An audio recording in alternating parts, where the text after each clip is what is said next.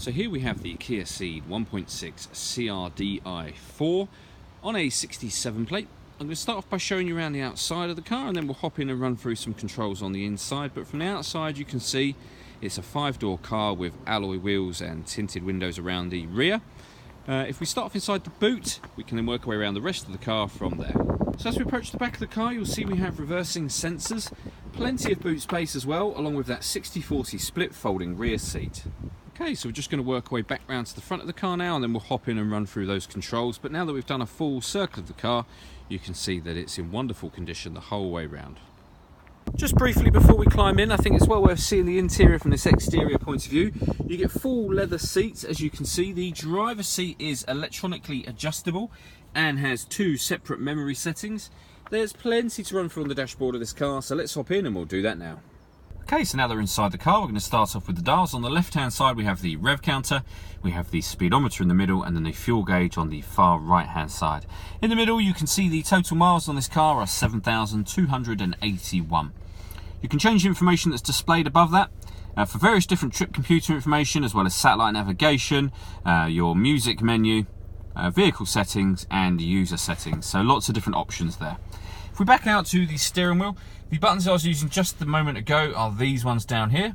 Above that we have cruise control and speed limiter, and this button here will change the firmness of the steering, so you can make it very light or a lot firmer should you wish to. Over on the left hand side we have stereo controls, and then we have some phone controls, so we have the ability to answer and end phone calls.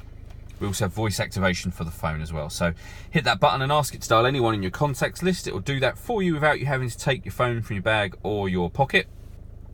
That is of course once you paired the phone, and that is done over on the central screen just here. So within the main menu section you can pair your phone just there. This car's also got satellite navigation. There's a full video showing how that works on our website and on our Facebook page, which is well worth checking out. When it comes to the radio, you can see this car's got DAB, FM and AM radio.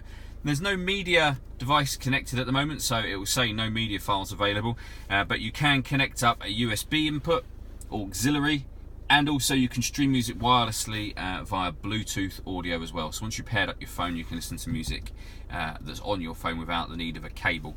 On top of that, I mentioned when we were at the back of the car that we had a reversing camera.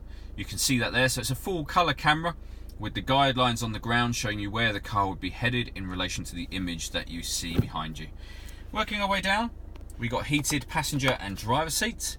We then have the dual zone climate control, so you can adjust the temperature on either side of the car independently.